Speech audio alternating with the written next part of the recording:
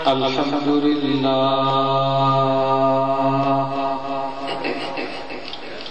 الحمد للہ نحمده ونستعینه ونستغفره ونؤمن به ونتوکل علیہ ونعوذ باللہ من شرور انفسنا ومن سیئات اعمالنا من يهده الله فلا مضل له ومن يضلل فلا هادي له ونشهد أن لا إله إلا الله وحده لا شريك له ونشهد أن سيدنا ونبينا وشفيعنا وشفاء صدورنا وغوثنا وغياثنا ومغيثنا ومعيننا وقطبنا وفريدنا ونظامنا وسراجنا وأولانا وأشرفنا ونور عيننا محمدا عبده ورسوله أما بعد فأعوذ بالله من الشيطان الرجيم بسم الله الرحمن الرحيم وَلَنَبْلُوَنَّكُمْ بِشَيْءٍ مِّنَ الْخَوْفِ وَالْجُوعِ وَنَقْصٍ مِّنَ الْأَمْوَالِ وَالْأَنفُسِ وَالثَّمَرَاتِ وَبَشِّرِ الصَّابِرِينَ الَّذِينَ إِذَا أَصَابَتْهُم مُّصِيبَةٌ قَالُوا إِنَّا لِلَّهِ وَإِنَّا إِلَيْهِ رَاجِعُونَ صدق الله مولانا العظيم وبلغنا رسوله النبي الكريم ونحن على ذلك لمن الشاهدين والشاكرين والحمد لله رب العالمين. بارگاہ رسالت میں درود پاک کا نذرانہ پیشی. اللهم صل على سيدنا ومولانا محمد وعلى آل سيدنا ومولانا محمد وأصحاب سيدنا ومولانا محمد وبارك وسلم صلاة وسلام عليك يا رسول الله.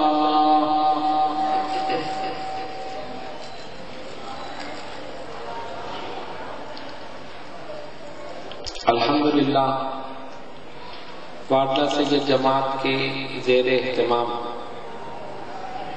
منعقدہ یہ تمام محافل اللہ تبارک و تعالیٰ کے فضل و کرم، نبی پاک علیہ الصلوۃ والسلام کی نگاہ کرم اور اہل بیت اطہار کی خصوصی توجہ سے نہایت کامیاب رہے. آپ حضرات خلوص اور محبت کے ساتھ تشریف لائے اور میں بھی اسی عقیدت اور محبت کے ساتھ حاضر ہوتا رہا.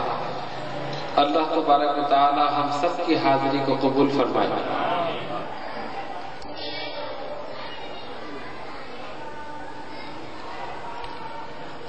آج کی یہ محفل اس سلسلے کی آخری محفل ہے اور حسب دستور یا حسب معمول آج ہم آپ حضرات کے سامنے سیدنا امام حسین رضی اللہ تعالیٰ عنہ کی شہادت کے بعد کے واقعات بیان کریں گے. کچھ حضرات بڑی پابندی کے ساتھ تشریف لائے، کچھ حضرات بیچ میں کچھ دنوں میں غائب ہو، لیکن الحمدللہ کثیر تعداد میں لوگ پابندی کے ساتھ آتے رہے. اللہ تبارک و تعالی آپ سب کو اجر عظیم عطا فرمائے اور انشاءاللہ تعالی اہل بیت اطہار کی نظر کرم ضرور ہوگی. ان محافل کے منعقد کرنے کا مقصد بھی یہی ہے، نہ صرف یہ کہ ہم خالی ذکر مبارک سنیں اور چلے جائیں، بلکہ سنیں، اسے یاد رکھیں اور اس پر عمل کرنے کی کوشش کریں۔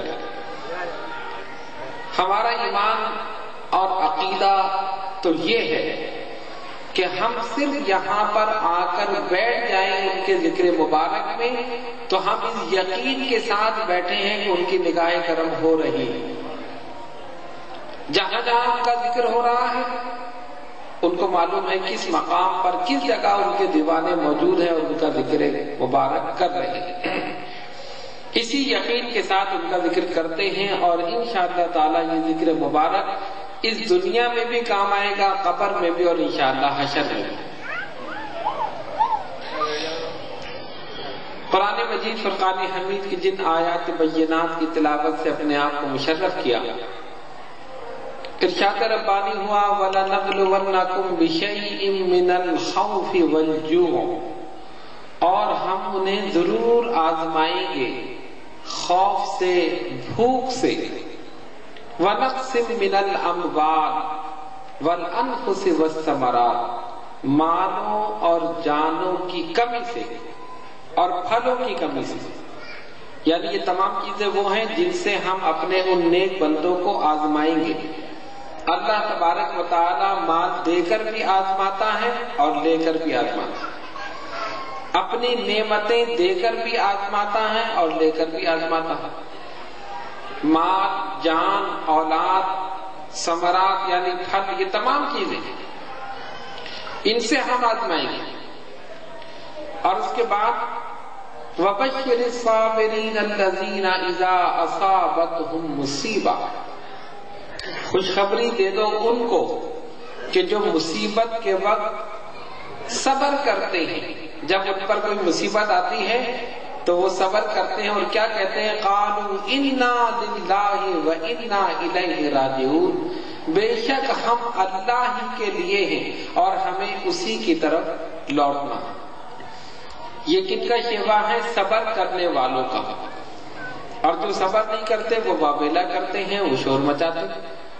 تو اہل محبت، اہل عقیدت، ان کا شیوا یہی ہے کہ وہ ہر حال میں صبر کرتے ہیں، اور صبر کا اللہ رب العالمین ان کو بہترین اجر عطا فرماتا۔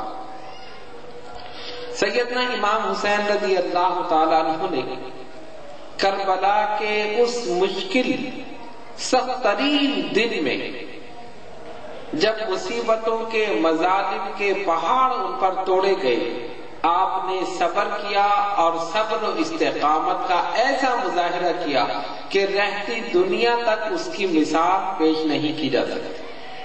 صبر و استقامت کا پہاڑ بن گئے اور ہم سب کے لیے ایک نمونہ چھوڑ گئے کہ جب کوئی مصیبت ہو تو اللہ کی ذات پر بھروسہ کرتے ہوئے صبر کرو۔ جب تم صبر کرو گے اللہ رب العالمین کی مدد شامل حال ہوگی اور انشاءاللہ تعالی وہ مشکل دور ہو جائے گی۔ ہم نے آپ کو بتایا کہ 10 محرم الحرام سیدنا امام حسین رضی اللہ تعالیٰ عنہ کی شہادت کا دن، شہادت کی تاریخ، آپ نے جام شہادت نوش فرمایا۔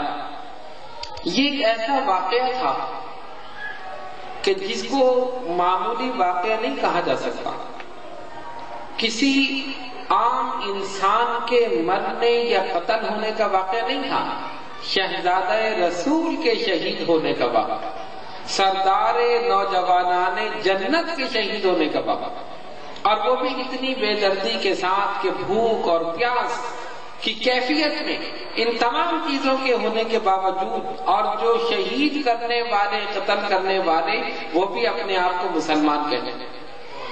تو ظاہر ہے ایسے واقعے پر اللہ تبارک و تعالیٰ کی طرف سے غضب نازل ہونا اور اللہ تبارک و تعالیٰ کا غضبناک ہونا یقینی تھا۔ اسی لیے جب یہ واقعہ پیش آیا تو آسمان سے 7 دن تک خون کی بارش ہوتی رہی۔ اب بعض لوگ یہ کہتے ہیں کہ یہ کہاں لکھا ہے کہ آسمان سے خون برسا؟ یہ ایسی روایتوں میں بیان کر دیا گیا ہے، ایسا نہیں ہے۔ اس روایت کو جلیل القدر محدثین نے اور جلیل القدر علماء نے، ائمہ نے اپنی کتب میں اس کو ذکر کیا ہے۔ چنانچہ اب آپ ملاحظہ فرمائیں، علامہ امام ابن حجر اسقلانی، امام بہیقی، علامہ ابن کثیر، علامہ ابن حجر مکی، امام جلال الدین سیوطی اور شاہ عبد العزیز محدث دہلوی نور اللہ مرقدہم، ان تمام نے اپنی معتبر کتب میں اس روایت کو بیان کیا۔ کون سی روایت؟ کہ سیدنا امام حسین رضی اللہ تعالیٰ عنہ کی جب شہادت ہوئی تو اس وقت آسمان سے بھی خون برسا۔ چنانچہ علامہ جلال الدین سیوطی رحمۃ اللہ علیہ فرماتے ہیں کہ جب امام شہید کیے گئے، یعنی سیدنا امام حسین رضی اللہ تعالیٰ عنہ، فرماتے ہیں 7 دن تک دنیا تاریک رہی، 7 دن تک دنیا تاریک رہی اور دھوپ کا رنگ زعفرانی رہا، یہ ان کے غم میں۔ فرماتے کہ تارے ایک دوسرے پر ٹوٹ کر گرتے رہے، اور جس دن یعنی یوم عاشورہ آپ کی شہادت ہوئی اس دن سورج کو گہن لگ گئے، آسمان پر سرخی رہی اور وہ سرخی آہستہ آہستہ دور ہوئی، مگر افق کی سرخی آج بھی قائم ہے، افق کی سرخی آج بھی قائم ہے۔ چنانچہ علامہ ابن جوزی رحمۃ اللہ علیہ فرماتے ہیں کہ جب کوئی انسان غصے میں ہوتا ہے، غیظ و غضب کے عالم میں ہوتا ہے، تو آپ دیکھتے ہیں کہ اس کا چہرہ سرخ ہو جاتا ہے۔ ہم کہتے ہیں اس آدمی کا چہرہ غصے میں سرخ ہو گیا، غیظ و غضب میں۔ تو علامہ ابن جوزی رحمۃ اللہ علیہ فرماتے ہیں جب کوئی انسان غصے میں ہو، غیظ و غضب میں ہو، تو اس کا چہرہ غصے سے سرخ ہو جاتا ہے۔ بلا شبہ اللہ تبارک و تعالی جسم جسمانیات مکین مکانیات سے پاک ہے، اسی لیے اس نے اس عظیم واقعے پر اپنے غصے کا، اپنے غضب کا اظہار اپنے آسمان کو سرخ کر کے کر دیا کہ انسان کا چہرہ تو سرخ ہو جاتا ہے، اور اللہ تبارک و تعالیٰ جسم جسمانیات سے پاک ہے، اسی لیے اس نے آسمان کو سرخ کر دیا۔ 7 دن تک وہ سرخی قائم رہی، آہستہ آہستہ دور ہوئی، مگر افق کی سرخی آج بھی موجود ہے۔ اور علامہ ابن سیرین رحمۃ اللہ علیہ فرماتے ہیں کہ سرخی جو آپ آسمانوں پہ دیکھتے ہیں نا، جیسے شام کا وقت ہو تو آپ دیکھتے ہیں ہلکی ہلکی سرخی آسمان کے کناروں پر ہے۔ فرماتے ہیں یہ سرخی امام حسین رضی اللہ تعالیٰ عنہ کی شہادت سے پہلے نہیں تھی، یہ سرخی امام کی شہادت سے پہلے نہیں تھی، ان کی شہادت کے دن یہ سرخی پیدا ہوئی۔ 7 دن تک آسمان سرخ رہے، گویا اللہ نے اپنے غضب کا اظہار کیا کہ اس واقعے پر اللہ رب العالمین سخت غضبناک ہوا ہے۔ پھر وہ سرخی دور ہوئی، مگر آسمان کے کنارے آج بھی سرخ ہیں اور قیامت تک سرخ رہے۔ یہ سرخی شہیدان کربلا کے خون کی سرخی۔ چنانچہ اسی لیے کسی نے لکھا جب کوئی انسان مرتا ہے، یعنی کوئی نیک صالح متقی پرہیزگار، تو احادیث شریفہ میں یہ آیا ہے کہ جب کوئی اللہ کا نیک بندہ اس دنیا سے جاتا ہے تو اس کی موت پر زمین بھی روتی ہے، آسمان بھی روتا ہے، زمین بھی روتی ہے، آسمان بھی روتا ہے۔ کیوں؟ زمین کا وہ حصہ جہاں وہ نیک بندہ عبادت کرتا تھا، ریاضت کرتا تھا، سجدے کرتا تھا، تو وہ روتا ہے کہ مولا مجھ پر تیری عبادت کرنے والا چلا گیا۔ اور آسمان اسی لیے روتا ہے کہ اس کے نیک اعمال آسمانوں سے گزر کر اللہ کی بارگاہ میں پہنچتے تھے، وہ روتا ہے مولا میرے اندر سے وہ نیک اعمال گزر کر پہنچتے تھے، اب وہ نیک اعمال کرنے والا چلا گیا۔ تو احادیث شریفہ میں یہ آیا کہ جب کوئی نیک متقی پرہیزگار صالح بندہ دنیا سے جاتا ہے تو اس کی موت پر زمین بھی روتی ہے، آسمان بھی روتا ہے۔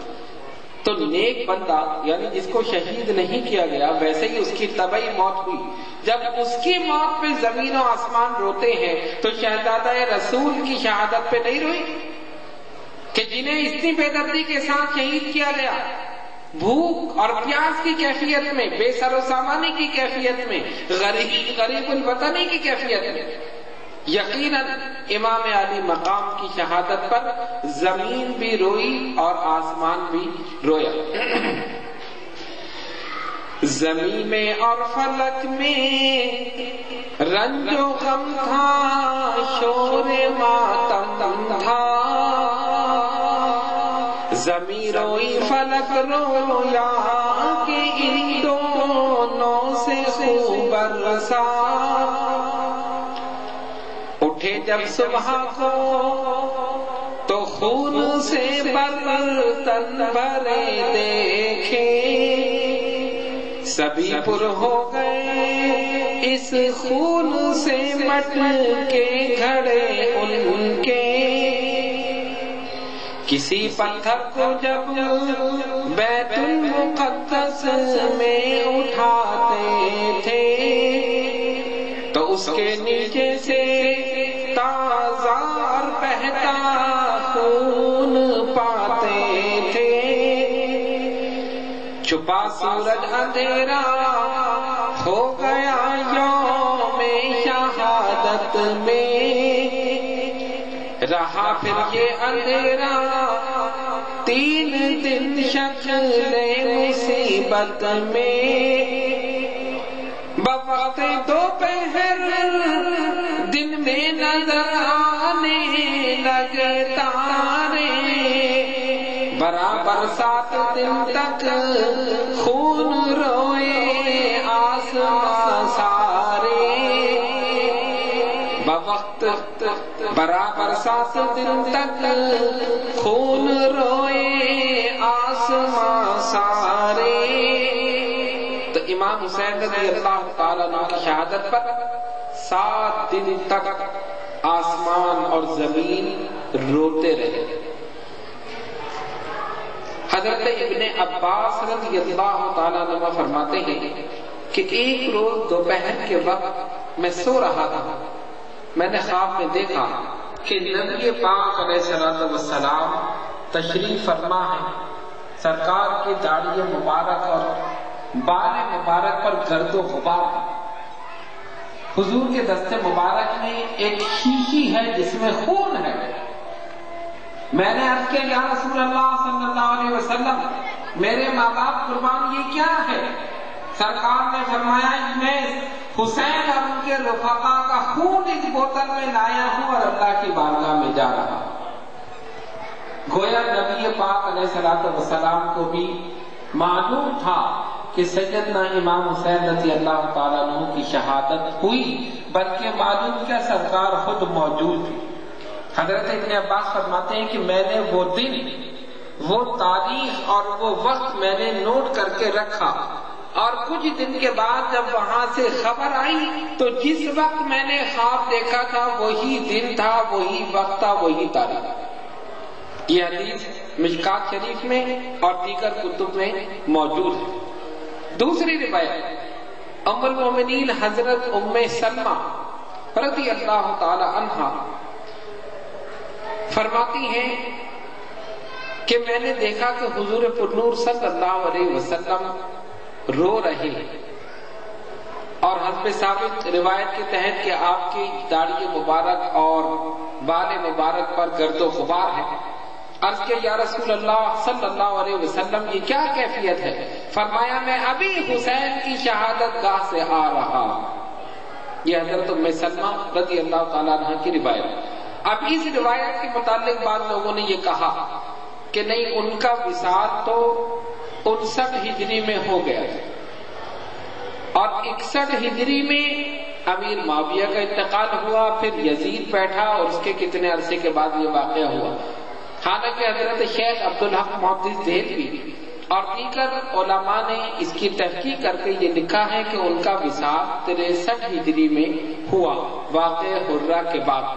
اس لحاظ سے یہ روایت بالکل مستند ہے جو حضرت ام المومنین ام سلمہ رضی اللہ تعالی عنہا سے مروی ہے۔ سیدنا امام حسین رضی اللہ تعالیٰ عنہ کی شہادت ہوئی، یزیدیوں نے دیکھا اب کوئی ایسا نہیں جو تلوار اٹھا کر ہمارے سامنے آئے، ہم نے ان کے سب مردوں کو مار دیا، ختم کر دیا۔ انہوں نے خیموں کو بھی لوٹ لیا، جو جو مال و اسباب تھا سب لوٹ لیا۔ ابن سعد نے اپنے مردوں کو دفن کر دیا، جو ان کی فوج کے لوگ مرے تھے ان کو دفن کر دیا، اور اہل بیت اطہار کے مقدس پاکیزہ اجسام جو وہاں پر جن کی مقدس لاشیں وہاں پڑی تھی ان کو اسی طرح بے گور و کفن پڑا رہنے دے۔ سخت تپتی ہوئی ریت پر، دھوپ میں، گرمی میں، ہوا ریت ان پر ڈال رہی ہے، خاک و خون میں ان کی لچڑی ہوئی لاشیں مقدس اجسام پڑے ہیں، ان کو ہاتھ بھی نہیں لگایا اور اپنے مردوں کو اٹھا کر دفن کر دیا اور اس کے بعد چلے گئے۔ لوگوں نے جب یہ دیکھا کہ یزیدی لشکر دور چلا گیا تو اس کے جانے کے بعد بعض روایتوں میں یہ آیا کہ دوسرے دن، اور بعض نے لکھا کہ تیسرے دن، قریبی ایک قبیلہ تھا جس کا نام تھا بنو اسد، اس کے لوگ وہاں پر آئے اور انہوں نے اہل بیت اطہار کے مقدس لاشوں کو اٹھا کر دفن کیا۔ سیدنا امام حسین رضی اللہ تعالیٰ عنہ کے جسم مبارک کو ایک جگہ اور باقی شہداء کے جسم اجسام کو مختلف جگہ، جبکہ سب کے سر جو تھے وہ تو تن سے جدا کر کر لے جا چکے تھے اور ان کو نیزوں پر انہوں نے چڑھا دیا تھا اور چلے گئے تھے، تو انہوں نے ان کو دفن کر دیا۔ اب کیا ہوا؟ ابن سعد نے اپنے مردوں کو دفن کیا اور وہ چلا گیا۔ ایک شخص تھا جس کا نام تھا خولی بن یزید، جس کے پاس سیدنا امام حسین رضی اللہ تعالیٰ عنہ کا سر انور تھا۔ وہ سر لے کر اپنے گھر گیا اور اپنی بیوی سے کہا، سن دیکھ میں کیا دولت تیرے پاس لے کر آیا ہوں۔ اس نے سوچا کہ پتہ نہیں کیا لے کر آیا ہے۔ اس نے کہا کیا لے کر آیا ہے؟ اس نے جب دکھایا تو وہ حیران رہ گئی، ارے حسین بن علی کا سر، نواسہ رسول کا سر، جگر گوشہ بطول کا سر، بدبخت تو کہتا ہے میں دولت لے کر آیا ہوں، ان کے خون سے اپنے ہاتھ کو رنگین کر کے آیا ہے، قیامت میں رسول اللہ کو کیا منہ دکھائے گا؟ لیکن بدبختی اس پر غالب آ چکی تھی۔ اس نے کہا تو خاموش رہے، مجھے آج یہ گھر میں رکھنا ہے اور صبح ابن سعد کے دربار میں، ابن زیاد کے دربار میں اس کو پہنچانا ہے۔ ایک برتن میں اس نے سر انور رکھا اور اوپر سے ایک دوسرا برتن اس پہ ڈھانپ دیا اور رکھ دیا، جا کر سو گیا۔ اس کی بیوی سر کو دیکھ کر ویسے ہی پریشان ہو گئی تو اس کو نیند نہیں آئی، وہ اٹھی اور آ کر سر انور کے پاس بیٹھ گئی۔ اس نے کہا کہ میں نے دیکھا کہ جہاں پر امام علی مقام کا مقدس سر رکھا ہوا تھا وہاں سے ایک نور کی شعاع نکلی جو آسمان تک تھی، سر انور سے لے کر آسمان تک، اور اس طرح وہ نور کی شعاع تھی جیسا کہ گویا ایک ستون ہو، جس طرح ایک ستون مستقل قائم ہوتا ہے۔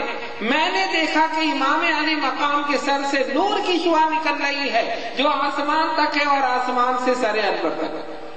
ساری رات یہی کیفیت رہی، اور اس کے بعد دیکھا کہ سفید چھوٹے پرندے جیسے چڑیا ہوتی اس قسم کی وہ آتے تھے، امام کے سر کا طواف کرتے تھے اور چلے جاتے۔ ساری رات یہی کیفیت رہی اور اس کا گھر جو تھا خوشبو سے معطر۔ صبح ہوتی ہے، وہ بدبخت جس پر شقاوت غالب آ چکی تھی اور ختم اللہ علی قلوبہم کا مزداق وہ بدبخت بن چکا تھا، سر انور کو اٹھاتا ہے اور ابن زیاد کے پاس جاتا ہے۔ ابن زیاد بیٹھا ہے، اپنا دربار لگائے، اس نے وہیں سے دروازے سے پکارا، یا ابھی دیکھ میں کیا لے کر آیا ہوں۔ میں امیر المومنین یزید کے دشمن کا سر لایا ہوں، میں نے ان کو ختم کر دیا، اب ان کا نام و نشان مٹ جائے گا۔ اس قسم کی اس نے گستاخیاں کی اور بہت سی غلط باتیں کی۔ ابن زیاد نے کہا کس کا سر ہے؟ کہا حسین بن علی کا سر۔ اس نے کہا اچھا تو نے ان کو قتل کر دیا ہے، اب تو انعام چاہتا ہے؟ کہا ہاں میں انعام چاہتا ہوں۔ ٹھیک ہے تجھے انعام ضرور دیا جائے گا، تیرا انعام یہی ہے کہ تجھے بھی ان کے پاس پہنچا دیا جائے۔ جلادوں سے کہا اس کا سر بھی قلم کرو اور اس کو بھی پہنچا دو۔ اسی وقت اس کا سر بھی قلم کر دیا گیا۔ اب سر انور سیدنا امام حسین رضی اللہ تعالیٰ عنہ کو سر انور ابن زیاد کے دربار میں پیش کیا گیا، اسی ایک تخت میں رکھ کر۔ اس کے ہاتھ میں ایک چھڑی تھی، اس نے وہ چھڑی آپ کے مقدس لبوں پر لگانا شروع کی اور کہتا ہے میں نے سنا تھا کہ حسین بہت حسین ہے، واقعی اس میں کوئی شک نہیں، حسین تم بڑے حسین۔ ایک صحابی جہاں وہاں موجود تھے وہ روایت کرتے ہیں کہ اس وقت سیدنا امام حسین رضی اللہ تعالیٰ عنہ نے وسمہ ایک مہندی ہوتی، وسمے کا خضاب کیا ہوا، آپ کے سر اور داڑھی کے بالوں پر اس مہندی کا خضاب کیا ہوا تھا، اور ظاہر آپ حسین و جمیل تھے، شہزادہ رسول۔ جب اس بدبخت نے وہ چھڑی اٹھا کر امام حسین رضی اللہ تعالیٰ عنہ کے مقدس لبوں پر مارنا شروع کی اور آہستہ آہستہ کہنے لگا کہ میں نے تو سنا تھا کہ تم بڑے حسین ہو، واقعی میں نے صحیح سنا تھا۔ رسول اللہ صلی اللہ علیہ وسلم کے ایک صحابی، بوڑھے صحابی وہاں موجود تھے، انہوں نے جب یہ دیکھا کہ وہ بدبخت یہ بے ادبی کر رہا ہے، ان سے رہا نہیں گیا، اسی وقت پکارا او بدبخت، جن مقدس لبوں پر تم یہ چھڑی مار رہا ہے، ان کے ساتھ گستاخی کر رہا ہے، میں نے اپنی گناہگار آنکھوں سے دیکھا ہے رسول اللہ صلی اللہ علیہ وسلم انہی لبوں کو چوما کرتے تھے، اسی کو حضور بوسے دیا کرتے تھے، بدبخت ہے تو کہ ان کے ساتھ یہ کر رہا ہے۔ اس نے کہا کون ہے یہ؟ اگر تیرے بوڑھا ہونے کا خیال نہ ہوتا تو میں ابھی تیری گردن اڑا دیتا۔ انہوں نے کہا افسوس میرے بوڑھا ہونے کا خیال آ گیا اور ان کے شہزادہ رسول ہونے کا خیال نہیں آیا، ان کے اہل رسول ہونے کا خیال نہیں آیا۔ ارے بدبخت میرے بوڑھا ہونے کا خیال کر رہا ہے، تجھے یہ خیال نہیں آیا کہ تو ان کے ساتھ کیا سلوک کر رہا۔ لیکن شقاوت اس پر بھی غالب آ چکی تھی، اس نے ان کو وہاں سے دھکے دے کر نکلوا دیا۔ اس کے بعد اس نے سیدنا امام زین العابدین رضی اللہ تعالیٰ عنہ اور دیگر اہل بیت اطہار کی جو مقدس پاکیزہ بیویاں تھیں، جن کی چادریں بھی کھینچ لی گئی تھی، جن کا ساز و سامان بھی لوٹ لیا گیا تھا، اور ان کو اونٹوں کی ننگی پیٹھ پر بٹھا کر کوفے میں گھمایا گیا، یہ بھی اسی بدبخت کے حکم پر۔ اور اس نے حکم دے دیا ان سروں کو نیزوں پر چڑھا کر کوفے کی گلیوں میں گھماؤ تاکہ لوگوں پر امیر المومنین یزید کا رعب طاری ہو جائے، ہیبت طاری ہو جائے، اور وہ سمجھ لیں کہ جو حکومت وقت کے خلاف بغاوت کرتا ہے اس کا یہی انجام ہوتا ہے۔ سروں کو گھمایا گیا اور ان کو اس کے دربار میں پیش کیا گیا۔ حضرت امام زین العابدین رضی اللہ تعالیٰ عنہ کو پیش کیا گیا۔ اس نے کہا یہ کون ہے؟ کہا یہ حسین کا بیٹا ہے۔ اچھا حسین کا بیٹا ہے، اس کو کیوں چھوڑ دیا ہے؟ اس کو بھی ختم کرو۔ جلاد آگے بڑھے کہ امام زین العابدین رضی اللہ تعالیٰ عنہ کو ختم کر دیں۔ سیدہ زینب نے ان کو اپنے سینے سے لگا دیا، کہا یہ نہیں ہو سکتا، ارے بدبختوں ہمارے پاس ایک تو مرد رہنے دو، تم نے ہمارے سارے مردوں کو ختم کر دیا ہے، ہم رسول زادیاں ہیں، ہم شہزادیاں ہیں، ہم ترے تنہا ہیں، ایک مرد ہمارے پاس ہے، بدبختوں ان کو تو چھوڑ دو، اور اگر ان کو ختم کرنا چاہتے ہو تو ان سے پہلے مجھے ختم کرو پھر انہیں ختم کرنا۔ آپ نے دردناک انداز میں جب یہ بیان کرنا شروع کیا تو اس کے دل میں کچھ رحم پیدا ہوا اور اس نے کہا کہ چھوڑو. پھر اس نے کہا دیکھا تم نے کہ اللہ نے کیسا فیصلہ کیا، تمہارے بھائی کو کیسی سزا دی، تمہاری جڑوں کو کاٹ دیا، ختم کر دیا. سیدہ زینب بے چین ہوئی اور بے قرار ہوئی. فرمایا ایسا نہیں ہے، ان کے مقدر میں شہادت تھی، وہ شہادت پا گئے اور شہادت کے عظیم منصب پر پہنچ گئے. تیرے مقدر میں اور تیرے ساتھیوں کے مقدر میں شہادت تھی، جہنم تھا، انشاءاللہ وہ جہنم میں ہوگا. اور وہ دن دور نہیں جب قیامت کا دن ہوگا، ایک طرف رسول اللہ صلی اللہ علیہ وسلم اور ان کا نواسا حسین بن علی ہوگا، ایک طرف تم بدبخت ہوگے. بتاؤ تم اپنے رسول کو کیا نہیں دکھاؤ. جب آپ نے اس طرح خطاب فرمایا تو وہ بدبخت خاموش ہو گیا اور کوئی جواب اس سے بند نہیں پڑا. اس کے بعد اس نے حکم دیا ان کو کوفے کی گلیوں میں گھمایا جائے، نیزوں پر سروں کو چڑھا دیا جائے، اور اس کے بعد پھر ان کو یزید کے دربار میں پیش کیا جائے. بدبختوں نے ایسا ہی کیا. ان شہزادیوں کو اونٹوں کی ننگی پیٹوں پر بٹھایا. سیدنا امام زین العابدین رضی اللہ تعالیٰ عنہ کے ہاتھوں میں پیروں میں بیڑیاں ڈال دی گئی، اور اس کیفیت میں جیسے کہ قیدیوں کو لے جایا جاتا ہے، اس کیفیت میں آل رسول کو، شہزادہ رسول کو اس کیفیت میں، اور رسول زادیوں کو کوفے کی گلیوں میں گھمایا جا رہا ہے. اور جب گھمایا جا رہا ہے تو کوفے والے دیکھتے ہیں تو روتے ہیں. جب ان کے رونے کو دیکھا تو امام زین العابدین رضی اللہ تعالیٰ عنہ اور حضرت سیدہ زینب رضی اللہ تعالیٰ عنہ سے رہا نہیں گیا. امام زین العابدین نے فرمایا تمہیں لوگوں نے خط لکھ کر میرے والد کو بلایا تھا اور تمہیں لوگوں نے بے وفائی کی ہے. سیدہ زینب نے فرمایا تم نے یہاں بلا کر ان کے ساتھ بے وفائی کی، اب تم رو رہے ہو، قیامت تک خدا کرے تم روتے پیٹتے رہو، تم کم ہنسو اور زیادہ رو. تم نے ہمارے ساتھ ایسا کیا ہے، ہم نے اپنا انصاف اللہ پر چھوڑ دیا. وہ بہتر انصاف کرنے والا. وہ بدبخت اسی طرح روتے رہے ہم آپ کے ساتھ ہیں. فرمایا نہیں، ہم تم پر اعتبار نہیں کر سکتے، ابھی ہمارا زخم بھرا نہیں ہے. ابھی 2 دن پہلے ہی یہ جو کاری زخم ہمارے قلب پر، ہمارے دلوں پر لگے ہیں، وہ اتنی جلدی نہیں بھرے کہ تم پھر دوبارہ سے وفا کے دعوے کرنے لگے. نہیں، تم قیامت تک اسی طرح روتے پیٹتے رہو گے. اس کے بعد کوفے کی مسجد میں اعلان کیا گیا تمام لوگ جمع ہو جائیں. سب جمع ہو گئے. ابن زیاد بدبخت منبر پر بیٹھا اور اس نے یزید کی تعریف کی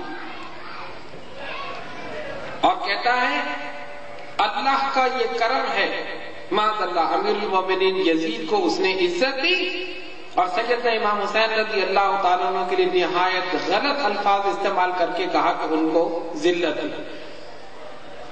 حضرت عفیف رضی اللہ تعالیٰ عنہ جو حضرت علی شیر خدا رضی اللہ تعالیٰ عنہ کے دوست تھے، جو نابینا ہو چکے تھے، بوڑھے تھے اور ہمہ وقت مسجد میں ہی رہتے تھے، تسبیح و تحلیل میں مصروف ہیں، نمازوں میں مصروف ہیں، نوافل میں مصروف ہیں، مسجد کے کونے میں بیٹھے رہتے تھے. نابینا تھے، ان کو نظر نہیں آتا لیکن سن سکتے تھے. جب انہوں نے اس بدبخت کے یہ الفاظ اپنے کانوں سے سنے تو ان کے ایمان کی چنگاری بھڑک اٹھی. عشق رسول، عشق اہل بیت جاگ اٹھا. اسی کیفیت میں کھڑے ہوئے اور اس وقت کے امیر یعنی ابن زیاد کو للکارا، بدبخت تو اس قابل نہیں کہ اس منبر پر بیٹھے، تو حسین بن علی پر معاذ اللہ لعنت کر رہا ہے، میری طرف سے تجھ پر بھی لعنت ہو اور تیرے باپ پر بھی لعنت ہو، اور تجھ پر صرف اللہ کی نہیں بلکہ رسول اللہ صلی اللہ علیہ وسلم کی طرف سے بھی لعنت. اس نے کہا یہ کون ہے؟ انہوں نے بتایا کہا اس کی گردن اتار دو. ان کی قوم کے لوگ آگے بڑھے، انہوں نے بچا لیا، لیکن بعد میں اس بدبخت نے ان کو علیحدہ بلوایا اور ان کا سر قلم کرا. اس عاشق رسول نے اپنے عشق رسول کا حق ادا کر دیا، غلامی رسول کا حق ادا کر دیا، اپنی جان دے دی، لیکن برسر منبر اس کو پکارا اور اسی کی حکومت میں اس کو للکار کر جواب دے دیا کہ تو جو کچھ کہہ رہا ہے تو کذاب ہے، جھوٹا ہے، حسین سچا ہے، ان کے والد علی سچے ہیں، اپنی جان دے دی۔ اس کے بعد اب اس نے کہا کہ ایسا کرو کہ اس پورے قافلے کو یزید کے پاس دمشق بھیج دو۔ ادھر یزید کو اطلاع تو مل چکی تھی کہ معاملہ صحیح ہو چکا ہے، ہم نے سب کو ختم کر دیا ہے، اب آپ کی حکومت کے لیے کوئی خطرہ اب باقی نہیں ہے۔ اب یہ قافلہ یہاں سے روانہ ہوتا ہے۔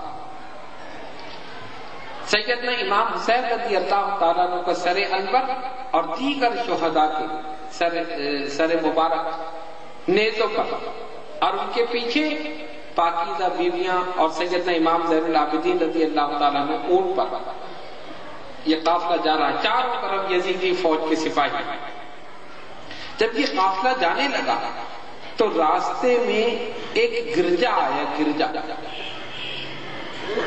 اس راہب نے جو اس گرجے کے اندر رہتا تھا ایسے ہی باہر نکلا تو اس نے دیکھا کہ سامنے سے قافلہ آ رہا، اور عجیب و غریب قافلہ ہے کہ کچھ انسانی سر ہیں جو نیزوں پر اٹھائے ہوئے ہیں، اور پیچھے کچھ عورتیں ہیں، بچے ہیں، وہ اونٹ کی پیٹھ پر بیٹھے آ رہے ہیں۔ تو کہ یہ عجیب و غریب قافلہ کہاں سے آ رہا؟ وہ اپنے اس گرجے گھر سے باہر نکلا اور دیکھا، جب قافلہ قریب آیا تو پوچھا کہ کیا معاملہ؟ انہوں نے بتایا۔ اس نے کہا افسوس، یہ تمہارے نبی کے نواسے کا سر۔ انہوں نے کہا بہت برے لوگ ہو تم، ارے بڑے بدبخت ہو، اپنے نبی کی اولاد کے ساتھ یہ ظلم کر رہے ہو، شرم نہیں آتی تم لوگوں کو؟ اب یہ کیا کہتے؟ انکار تو کر نہیں سکتے تھے کہ سر کس کے ہیں، بتانا بھی تھا، بتا بھی دیا، اور جب اس نے لعنت ملامت کی شرمندہ بھی ہوئے، لیکن کچھ کر نہیں سکتے تھے۔ کہاں جا رہے ہو؟ کہاں امیر المومنین یزید کے پاس جا رہے ہیں۔ اس نے کہا اچھا جہاں تمہیں جانا ہے جاؤ، لیکن مجھے ایک بات مجھے کرنے دے۔ کیا؟ کہا دیکھو شام ہو چکی ہے، تمہیں رات تو کہیں نہ کہیں گزارنی ہے، یہاں نہیں تو آگے چل کے تم رات گزارو گے، پھر آگے بڑھو گے، تو تم ایسا کرو ایک رات کے لیے اپنے نبی کے نواسے کا سر مجھے دے دے، صرف ایک رات کے لیے، یہی رات گزار لو اور ان پاکیزہ مقدس بیویوں کی خدمت کا موقع بھی دو۔ انہوں نے کہا اس کے بدلے تم کیا دو گے؟ اس نے کہا ہم 1000 درہم تمہیں دیں گے۔ انہوں نے کہا ٹھیک۔ وہ سر انہوں نے، وہ تو حبیث کے بندے تھے، وہ تو دنیا کے غلام تھے، بدبخت، پیسے کے خاطر امام حسین کا سر انور دے دے۔ ٹھیک ہے، ایک رات میں ہمیں اتنی دولت مل جائے گی۔ اس نے کیا کیا؟ اس نے پاکیزہ مقدس بیویوں کو ایک علیحدہ کمرہ دے دیا اور اسے ادب سے کہا آپ رسول زادیاں ہیں، آپ حضور کی شہزادیاں ہیں، میں اگرچہ آپ کی امت میں نہیں، یعنی میں نبی پاک علیہ الصلوۃ والسلام کا امتی نہیں ہوں، عیسائی ہوں، لیکن میں ان کا احترام کرتا ہوں۔ یہ تو بدبخت ہے، انہوں نے ایسا سلوک کیا۔ آج رات آپ رہیے، جس چیز کی ضرورت ہوگی میں حاضر کر دوں۔ ان شہزادیوں نے اس کو دعا دی اور سر انور لے کر وہ ایک کمرے میں چلا گیا۔ راستے میں گزرتے ہوئے گرد و غبار اور خون کے چھینٹے جو کچھ تھے، اس نے امام علی مقام کے سر کو دھویا، بالوں کو صاف کیا، داڑھی مبارک کو صاف کیا، مقدس رخساروں کو صاف کیا، پھر اس میں خوشبو لگائی، کافور لگائی، عطر لگائے اور ادب احترام کے ساتھ اپنے طاق میں رکھا، ایک خوبصورت چادر بچھا کر اس پر رکھ دیا۔ اور یہی نہیں بلکہ ہاتھ باندھ کے وہاں پر کھڑا ہو گیا۔ کون؟ وہ شخص جو مسلمان نہیں تھا، اور جو مسلمان تھے انہوں نے دولت کے بدلے سر انور دے دیا. کس طرح؟ سر اقدس انہوں نے دے دیا اس کو رقم لے کر، دیا راہب نے پہنے غسل پھر خوشبو ملی اس پر، ادب کے ساتھ بیٹھا اس کو اپنے سامنے رکھا، گزاری رات بھر اس طرح جب وہ دیکھتا روتا، جو نازل ہوتے تھے انوار رحمت آپ کے سر پر، نظر آتا رہا راہب کو ان انوار کا منظر، اسی باعث وہ مذہب سے اپنے ہو گیا تائب، باخلاص و عقیدت اب مسلمان ہو گیا راہب، باخلاص و عقیدت اب مسلمان ہو گیا راہب. اب دیکھو با ادب با نصیب، بے ادب بے نصیب. کیا ہوا؟ ان بدبختوں نے تو یہ کیا کہ سر انور کو نیزے پر چڑھا کر لائے، گستاخی کی، بے ادبی کی. اس نے جو مسلمان نہیں تھا، عیسائی تھا، عزت احترام کے ساتھ اس کو غسل دیا، گرد و غبار کو صاف کیا، عطر لگایا اور تاج میں رکھا، اور اس کے بعد ہاتھ باندھ کے کھڑا ہو گیا. اس نے عجیب و غریب منظر دیکھا کہ آسمان سے نور برس رہا ہے سر انور پر، اور سر انور سے شعائیں نکل رہی جو آسمان کی طرف جا رہی. جب یہ منظر اس نے دیکھا، ادب کیا امام حسین کے سر انور کا، اللہ رب العالمین نے اس پر یہ کرم کیا، اس کی آنکھوں سے حجابات اٹھا دیے اور وہ وہیں کھڑے کھڑے کلمہ پڑھ کے مسلمان ہو.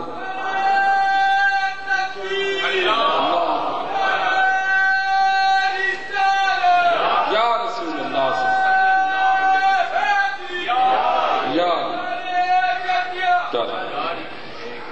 ادب کا یہ صلہ ملا. دنیاوی دولت قربان کی، ایمان کی دولت مل گئی. دنیاوی دولت قربان کی، اللہ نے ایمان کی دولت عطا فرما دی، اور وہ بدبخت دنیاوی دولت لے کر خوش ہو رہے کہ ہم نے اس ایک دن کے ایک رات کے بدلے میں اتنے ہزاروں درہم ہمیں مل گئے. وہ مسلمان ہو گیا. اب کیا ہوا؟ صبح ہوئی، انہوں نے کہا لاؤ بھائی پیسے لاؤ. ٹھیک ہے، اس نے جو جو طے ہوا تھا ہزاروں درہم بوری میں بھر کے دے دی. اب یزیدی لشکر والے بڑے خوش، ارے ایک رات کی تو بات تھی، اتنے ہزار درہم مل گئے. دوبارہ سے سر نیزوں پر چڑھا لیے گئے، پھر پاکیزہ بیویوں کو اونٹوں کی پیٹھوں پر سوار کر دیا گیا، پھر قافلہ روانہ ہو گیا. ابھی یہ کچھ دور ہی چلے تھے کہ ان کو خیال آیا کہ یار ایسا نہ ہو ہم وہاں پہنچ جائیں تو یزید یہ ساری دولت پہ قبضہ کر لیں. ایسا کرتے ہیں یہیں بیٹھ کے آپس میں تقسیم کر لیں. یہ جو پوری بوریاں بھر کے درہم ہمیں ملے ہیں، درہم یا دینار، یہیں راستے میں بیٹھ جائیں اور آپس میں تقسیم کر لیں. اگر اسی طرح وہاں پہنچے تو یزید ہم سے لے لے گا. اب جب یہ سوچ کر انہوں نے قافلہ روکا اور ایک جگہ بیٹھے، اور جب بوریاں الٹی تو وہ جتنے دینار تھے سب مٹی کی ٹھیکریوں میں تبدیل ہو گئے. کوئی بھی ایک دینار باقی نہیں رہا. نہ خدا ہی ملا، نہ وصال صنم، نہ ادھر کے رہے نہ ادھر کے.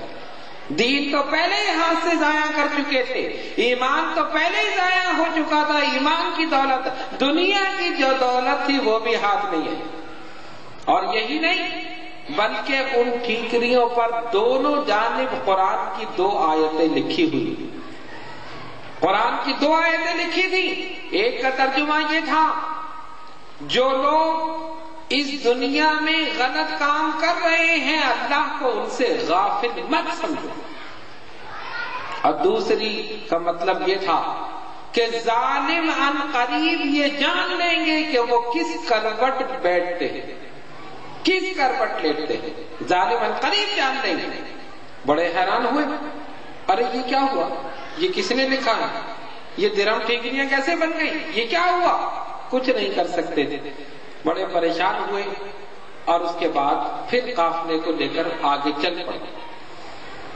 اللہ تبارک و تعالیٰ نے دکھا دیا کہ دیکھو آل رسول کا احترام کرو گے تو ایمان کی دولت نصیب ہوگی، اور اگر نہیں کرو گے تو دنیاوی دولت بھی چلی جائے گی۔ دوسری چیز، انسان دنیا کی دولت کو سب کچھ سمجھتا ہے کہ یہ دولت میرے پاس سے چلی نہ جائے، میں اس کو جمع کر لوں، محفوظ کر لوں، اور اس دولت کو اور پانے کی کوشش کرتا ہے، اس لیے کہ انسان کی حرص اور حوث ختم نہیں ہوتی، بڑھتی رہتی ہے۔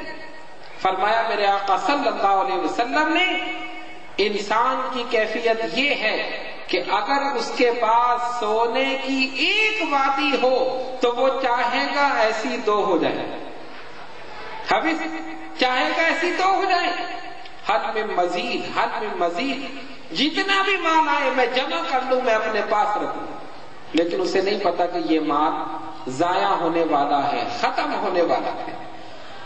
کوئی چیز فی نفسہ ہی غلط نہیں، مال غلط نہیں ہے اگر حق حلال کا ہو، فی نفسہ ہی غلط نہیں۔ اسی مال کی وجہ سے لوگ جہنم میں پہنچ گئے، اور اسی مال کی وجہ سے صحابہ نے جنت خرید لی۔ یہی مال، اسی مال نے فرعون کو، نمرود کو، قارون کو جہنم میں پہنچا دیا، اور اسی مال سے عثمان غنی نے سرکار سے جنت خریدی۔ یہی مال تو تھا، اس کا حصول صحیح ہو جائے اور اس کا خرچ صحیح ہو جائے، اس کا نتیجہ صحیح ہو جاتا، اس کے ثمرات اور نتائج صحیح ہو جاتے ہیں۔ تو مال ضرور کمائیے لیکن حق حلال کا مال کمائیے، اس لیے کہ رزق حلال کی تلاش میں نکلنا یہ بھی عبادت ہے۔ اگر آپ گھر سے نکلیں یہ سوچ کر کے، نیت کر کے کہ میں رزق حلال کماؤں گا، تو آپ کا نکلنا بھی عبادت ہو جائے، گویا آپ اللہ کی راہ میں نکلے ہیں۔ تو ان بدبختوں نے دنیاوی مال کو پیش نظر رکھا، دین تو گیا ہی تھا، دنیا بھی چلی گئی، اور اس راہب نے دنیاوی مال قربان کیا اہل بیت کی محبت میں، اور ادب کیا۔ اس محبت اور ادب کا نتیجہ یہ نکلا کہ دنیاوی مال قربان کیا، دنیاوی دولت قربان کی، اللہ نے ایمان کی دولت عطا فرمائی، ایمان کی دولت اس کو مل گئی۔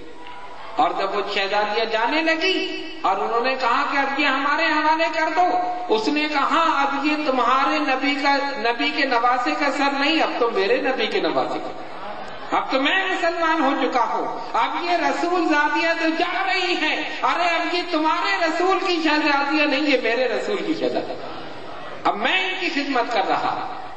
انہوں نے اہل بیت اطہار کی پاکیزہ مقدس بیویوں نے اس کو دعا دی، اور حقیقت میں ان کی دعاؤں کا نتیجہ تھا کہ وہ دولت ایمان سے بہرہ مند ہو گئے۔ اب قافلہ آگے بڑھ گیا، کہاں جا رہے ہیں؟ دمشق۔ پھر وہی کیفیت ہے کہ سر نیزوں پر چڑھا دیے، ان لوگوں کو جو بقیہ افراد تھے اونٹوں پر بٹھا دیا، چلے جا رہے۔ لوگ راستے میں دیکھ رہے ہیں کیا ہو رہا ہے، کون جا رہا ہے، اور یہ بتا رہے ہیں کہ دیکھو جو امیر المومنین یزید کے ساتھ بغاوت کرے گا اس کے ساتھ یہ اشر ہے۔ چلتے رہے، دمشق پہنچ گئے۔ یزید کے دربار میں سیدنا امام حسین رضی اللہ تعالیٰ عنہ کو سر انور پیش کیا گیا۔ یزید نے بھی وہی حرکت کی، اس کے ہاتھ میں بھی ایک چھڑی تھی، یہ اس چھڑی کے ذریعے سر انور کو الٹ پلٹ رہا تھا، اس طرف سے ادھر کرتا تھا پھر ادھر سے ادھر کرتا تھا۔ اور جب اہل بیت اطہار کے وہ پاکیزہ نفوس وہاں پر پہنچے، اس نے بھی، اب بات لوگ یہ کہتے ہیں نا کہ اس نے ابن زیاد پر لعن طعن کی۔ اس نے کیا کہا؟ ایک روایت میں آیا کہ اس نے کہا کہ میں تو یہ نہیں چاہتا تھا کہ حسین کو قتل کر دیا جائے، میں اگر ہوتا تو ہرگز ایسا نہیں ہونے دیتا۔ ابن زیاد پہ لعن طعن کی، اس نے ایسا کیا ہے، مجھے کیا پتا تھا کہ ایسا ہو جائے گا۔ اب لوگ یہ روایت پیش کر کے کہتے دیکھو وہ تو بے قصور تھا، اس کو تو پتہ ہی نہیں تھا، اس کو جب پتہ چلا تو اس نے کتنا افسوس کیا۔ لیکن آگے نہیں پڑھتے اگلی روایت کیا ہے، اور اسی روایت کا اگلا حصہ اس نے کیا کہا، اس نے کچھ اشعار پڑھے، ایک عربی شاعر تھا بڑا مشہور، اس کے شعر، اور ان اشعار کا ترجمہ یہ تھا کہ ان میں اور ہم میں، یعنی دشمنوں میں، ان میں اور ہم میں لوگوں نے فیصلہ نہیں کیا لیکن تلواروں نے فیصلہ کر دیا۔ لوگوں نے فیصلہ نہیں کیا، تلواروں نے فیصلہ کر دیا، اور کیسا فیصلہ کیا کہ ان کو ذلیل کر دیا اور ہمیں فتح مند کر دیا۔ معلوم یہ اشعار اس وقت اس نے پڑھے۔ دوسری بات، اگر اس نے لعن طعن کی ابن زیاد پر، اس کو معزول کیوں نہیں کیا؟ اگر یہی بات ہے نا، اس کو پتہ نہیں تھا، اس نے کہا میں ہوتا تو ایسا نہیں ہونے دیتا، اس نے حسین کو قتل کر دیا، شہید کر دیا، میں تو ان سے بلا کے بات کرتا، یا میں ان کو معاف کر دیتا، ان کو چھوڑ دیتا، میں اگر ان پر قابو پاتا تو ایسا نہیں کرتا۔ تو سب سے بڑی بات یہ کہ اسی وقت ابن زیاد کو معزول کرنا چاہیے تھا، جن لوگوں نے ایسا کیا ان کو قتل کرنا چاہیے تھا، ان کو سزا دینی چاہیے تھی، لیکن اس نے ایسا کوئی کام نہیں کیا، بلکہ ابن زیاد کو اور ترقی دے دی۔ اب اس سے آپ کیا کہیں گے؟ کیا اس کو افسوس ہوا؟ یہ افسوس ہونے کی بات ہے کہ جس نے ایسا کام کیا اس کو ترقی دے دی جائے، اور جتنے قاتل موجود تھے کسی کو کچھ نہیں کہا۔ اس نے ظاہری طور پر، اور وجہ کیا تھی؟ اس کو یہ خبر مل گئی تھی کہ اتنا بڑا واقعہ ہوا ہے، سب میرے خلاف ہو رہے ہیں، اور یہ خبر جب حجاز مقدس پہنچے گی، مدینہ طیبہ، مکہ معظمہ، تو وہاں سے ایک اور طوفان میرے خلاف اڑ جائے گا۔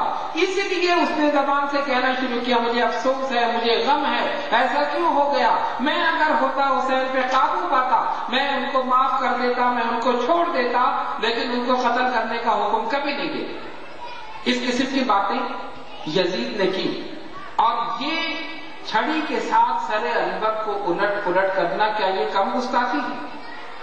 کیا یہ کم بے ادبی ہے؟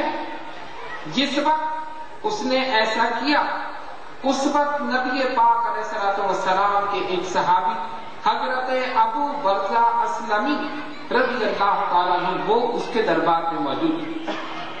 انہوں نے بھی وہی کہا جو ابن زیاد سے اس کے دربار میں موجود صحابی رسول نے کہا۔ حضرت ابو برزہ اسلمی نے جب یہ دیکھا کہ یزید چھڑی سے امام کے سر کو الٹ پلٹ کر رہا ہے تو ان سے بھی رہا نہیں گیا، غیرت ایمانی جا گئی، کہا بدبخت کیا کر رہا ہے، میں نے اپنی آنکھوں سے دیکھا ہے حضور اس سر انور کو چوما کرتے، ان کی پیشانی کو بوسہ دیا کرتے تھے، ان کے رخساروں کو بوسہ دیا کرتے تھے، بدبخت تو کیا کر رہا ہے؟ اس نے دیکھا یہ کون ہے، کہا یہ صحابی رسول ہے، اس نے کہا نکال دو اس کو یہاں سے، دربار سے باہر نکال دیا۔ تو یہ کیا کم گستاخی ہے امام عالی مقام کے سر انور کے ساتھ۔ اس کے بعد اس نے کہا کہ جتنا مال اہل بیت کا لوٹا گیا ہے یہ سب ان کو واپس کر دو، یہ سب ان کو دے دو، اور اپنے گھر کی عورتوں سے کہا کہ ان کے ساتھ مل کر ان سے افسوس کرو، ان کے ساتھ مل کر رو، ان سے کہو کہ ان کے ساتھ بہت غلط ہوا، لیکن جتنے قاتل موجود تھے کسی کو سزا نہیں دی گئی، خود ابن زیاد کو سزا نہیں دی گئی، جتنے بھی اس کے اندر تھے کسی کو سزا نہ دینا اس بات کی دلیل ہے کہ وہ اس عمل پر راضی تھا۔ اور وہ اشعار جو اس نے اس وقت پڑھے ہیں جن کا ترجمہ یہ تھا کہ لوگ انصاف نہیں کر سکے مگر تلواروں نے ہمارے اور ان کے درمیان انصاف کر دیا۔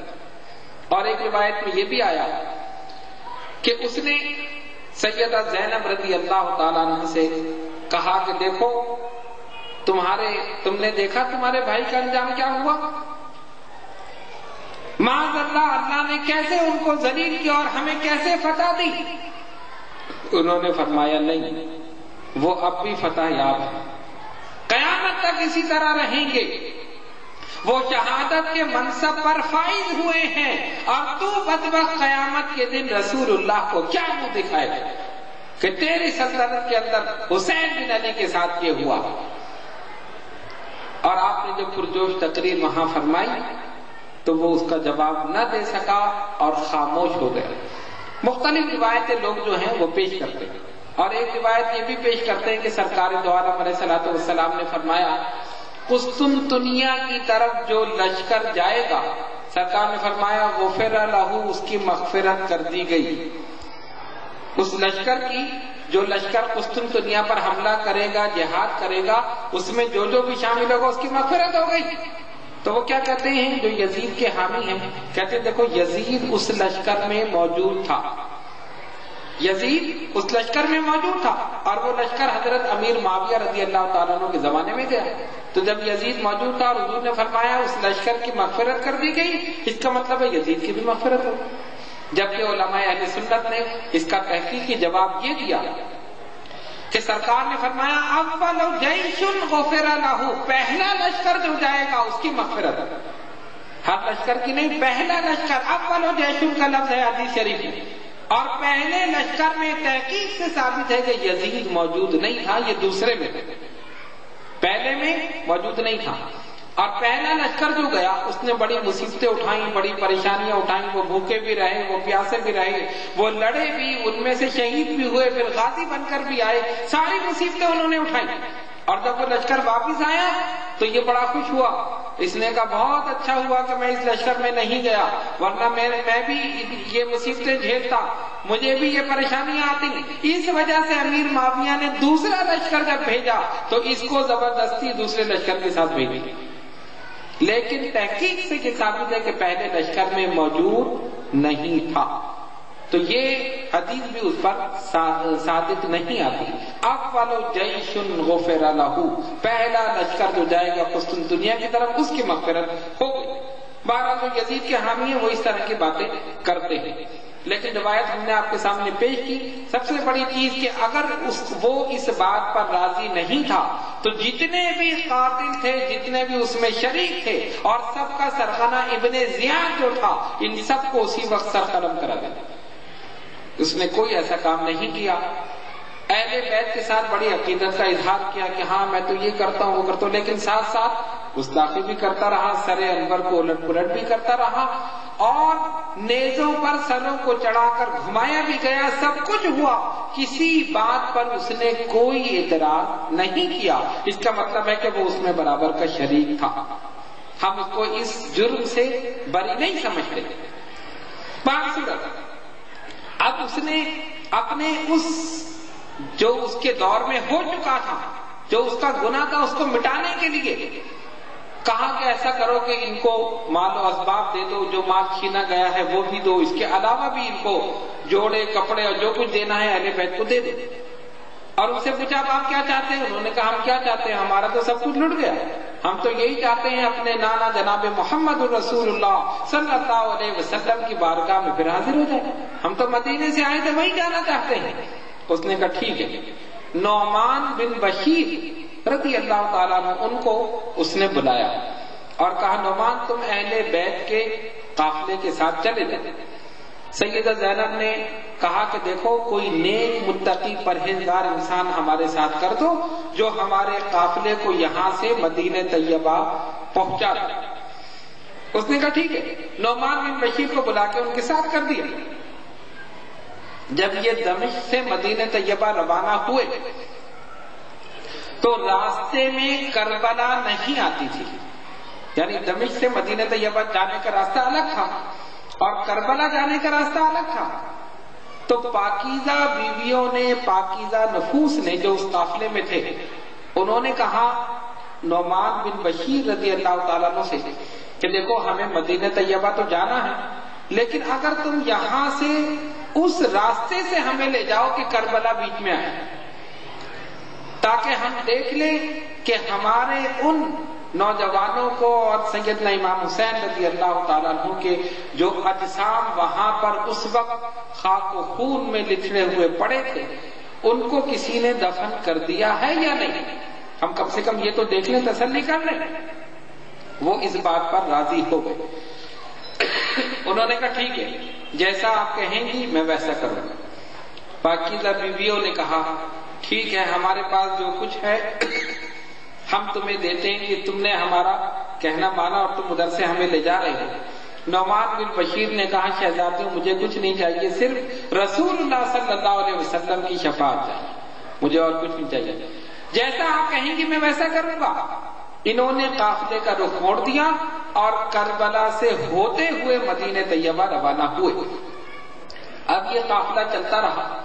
جب یہ کربلا پہنچے تو دوبارہ سے کربلا قائم ہو گئی. حقیقت یہی ہے کہ ایک اتنا بڑا حادثہ ہو جائے تو جب انسان گزرتا ہے تو وہی نقشہ دوبارہ سے. اور ایسا بھی نہیں کہ اس واقعے کو ہوئے کوئی صدیاں گزر گئی ہوں، کوئی سال گزر گئے ہوں، چند دن ہی گزرے تھے کہ وہاں سے یہاں پہنچے اور یہاں سے جب دوبارہ وہاں پہنچے اہل بیت اطہار کے اس مقدس قافلے میں جتنے افراد تھے جیسے ہی میدان کربلا کو دیکھا ان کی چیخیں لگے، آنکھوں سے آنسو جاری ہو گئے. ایسا محسوس ہوا کہ ابھی واقعہ کربلا ہو رہا ہے. رونے لگے اور اس جگہ کو دیکھنے لگے. لیکن جب انہوں نے یہ دیکھا کہ ان مقدس اجسام کو دفن کر دیا گیا ہے تو یہ دیکھ کر ان کو کچھ اطمینان ہوا. کوئی دیر وہ لوگ وہاں ٹھہرے، آنسوؤں کی صورت میں جو کچھ نذرانہ عقیدت امام علی مقام اور دیگر شہداء کی بارگاہ میں پیش کرنا تھا اہل بیت کے مقدس نفوس نے آنسوؤں کی صورت میں وہ پیش کیا. اور جب کچھ دل کو تسکین ہوئی تو کہا کہ ٹھیک ہے اب چلو مدینہ طیبہ. مدینہ طیبہ یہ لوگ روانہ ہو گئے. اب اہل بیت کا قافلہ مدینہ طیبہ پہنچا اور ادھر ان کے پہنچنے سے پہلے خبر پہنچ گئی، جو کچھ ہوا تھا اس سب واقعے کی خبر پہنچ گئی. ابتدا میں ہم نے جو روایت آپ کے سامنے بیان کی، حضرت ابن عباس رضی اللہ تعالیٰ عنہ فرماتے ہیں کہ اس دن میں سو رہا تھا تو میں نے سرکار دو عالم علیہ الصلوۃ والسلام کو خواب میں دیکھا جس دن یہ واقعہ ہوا. چہرہ مبارک حضور کے بال مبارک داڑھی مبارک پر گرد و غبار ہے، ہاتھ میں شیشی ہے، اس میں خون ہے. عرض کیا یا رسول اللہ صلی اللہ علیہ وسلم میرے ماں باپ قربان کی کیا کیفیت ہے؟ فرمایا حسین کی شہادت گاہ سے آ رہا ہوں، اس میں حسین اور ان کے رفقا کا خون. ابن عباس فرماتے میں نے وہ دن وہ تاریخ میں نے نوٹ کر کے رکھی اور جب یہ قافلہ آیا اور خبر آئی تو پھر میں نے دیکھا وہی دن تھا، وہی تاریخ تھی جس وقت میں نے سرکار کو اس حالت میں خواب میں دیکھا، وہی کیفیت ہے.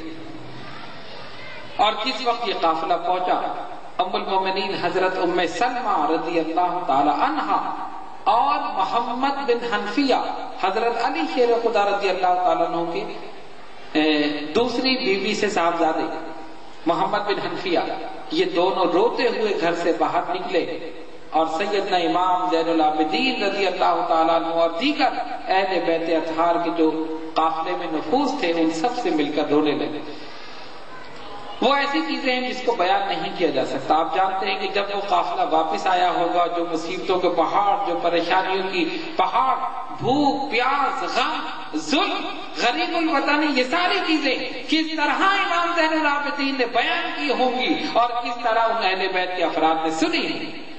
اسی لیے روایت میں آتا ہے کہ امام زین العابدین رضی اللہ تعالیٰ عنہ کی کیفیت یہ تھی مدینہ طیبہ پہنچنے کے بعد جب پانی ان کے پاس آتا تھا تو پانی کو دیکھ کر روتے تھے. ارے اسی کی ایک ایک بوند کو تو علی اصغر ترس گیا، اسی کی ایک ایک بوند کو تو علی اکبر بے چین رہے، اسی کی ایک ایک بوند کو تو ہمارے رفقا سب پیاس کی حالت میں شہید کر دیے گئے. جب کھانا آتا تھا تو اس کو دیکھ کر روتے، چند لقمے کھاتے تھے چھوڑ دیا کرتے تھے، ایک دو گھونٹ لیتے تھے اور چھوڑ دیا کرتے تھے. ایک دن کسی نے پوچھا ہم نے آپ کو ہنستے ہوئے نہیں دیکھا، آپ بہت ہی کم ہنستے ہیں، بلکہ ہم نے ہنستے ہوئے دیکھا ہی، وجہ کیا ہے؟ امام زین العابدین رضی اللہ تعالیٰ عنہ نے فرمایا میں نے اپنی آنکھوں سے واقعہ کربلا دیکھا ہے، خدا کی قسم اگر تم دیکھ لیتے تو ساری عمر ہنسنا بھول جاتا. میں نے ان آنکھوں سے دیکھا. اس ظلم و ستم کو دیکھا ہے، اس دہشت اور بربریت کو دیکھا ہے، آل رسول پر ہونے والے ظلم اور ستم کو دیکھا ہے۔ تم اگر دیکھ لیتے تو تم بھی ہنسنا بھول جاتے۔ نہایت وقار کے ساتھ، عزت کے ساتھ، تقوی پرہیزگاری کے ساتھ اپنی زندگی گزاری۔ ایک مرتبہ روایت میں آتا ہے کہ مروان جو مدینے کا گورنر تھا، مکے میں آیا، آ کر اس نے طواف کرنا چاہا۔ جب وہ مطاف میں اترا، جہاں طواف کرتے ہیں، جیسے ہی وہاں پر گئے تو رش تھا۔ اس کے سپاہی آگے بڑھے اور لوگوں کو ہٹاتے تھے۔ لوگ پیچھے مڑ کے دیکھتے تھے تو وہ اشارہ کرتے تھے کہ جیسے یہ گورنر ہے، اس کے لیے جگہ دو۔ تب لوگ جگہ دیتے تھے۔ پھر بھی رش کی وجہ سے اس کو طواف کرنے میں بڑی دشواری ہوئی۔ خیر اس نے طواف کیا، اس کے بعد اس کی کرسی وہیں مطاف میں رکھ دی گئی اور وہ کرسی پر بیٹھ گیا۔ جب کرسی پر بیٹھا تو اس نے دیکھا کہ اتنی دیر میں سیدنا امام زین العابدین رضی اللہ تعالیٰ عنہ تشریف لائے۔ چہرے پر سرکار دو عالم علیہ الصلوۃ والسلام کا نور چمک رہا، نہایت متانت اور سنجیدگی اور وقار کے ساتھ نیچی نگاہ سے آہستہ آہستہ چلتے ہوئے حرم میں داخل ہوئے اور مطاف میں پہنچ گئے۔ مروان کی نظر پڑی، اچانک دیکھتا رہا۔ آپ نے کسی کی طرف توجہ نہیں کی، اپنے آگے سے کسی کو ہٹایا نہیں، اور آپ کے ساتھ کوئی سپاہی بھی نہیں تھا، کوئی خادم بھی نہیں تھا، تنے تنہا مطاف میں داخل ہوئے۔ لیکن جیسے ہی لوگوں نے دیکھا، آگے سے ہٹنا شروع کر دیا۔ آپ نیچی نگاہ سے طواف کر رہے ہیں، جس طرف جاتے ہیں لوگ ہٹ جاتے ہیں، اور آپ اسی نیچی نگاہ سے طواف کرتے رہے۔ آپ نے طواف کیا، وہ حیران ہوا کہ میں تو ایک گورنر تھا، میرے لیے تو یہ سپاہی لوگوں کو ہٹا رہے تھے، وہ ہٹ نہیں رہے تھے، یہ کون آدمی ہے؟ اس نے کسی سے پوچھا، بتاؤ یہ کون ہے جس کے لیے لوگ خود بخود ہٹ رہے ہیں؟ ایک شاعر اس کے پاس بیٹھا ہوا تھا، اور آپ جانتے ہیں کہ عرب جو تھے وہ فی البدی شعر کہنے میں بڑی مہارت رکھتے تھے، بڑے بڑے قصیدے فی البدی کہے جاتے تھے۔ اسی وقت جیسے ہی اس نے پوچھا یہ کون ہے، شاعر نے پوری نظم کہہ دی امام زین العابدین کی شان۔ کہا ارے یہ تو وہ ہیں کہ اگر ان پہ نماز میں درود نہ پڑھو تو تمہاری نماز کامل نہیں ہوگی۔ یہ وہ ہیں جو حسین بن علی کے لخت جگر ہیں، یہ وہ ہیں جن کے گھر میں قرآن نازل ہوا ہے، یہ وہ ہیں جن کے گھر سے ہمیں اسلام ملا ہے، یہ وہ ہیں جن کے گھر سے ہمیں ایمان ملا ہے، یہ وہ ہیں جن کے گھر سے ہمیں رحمان ملا ہے۔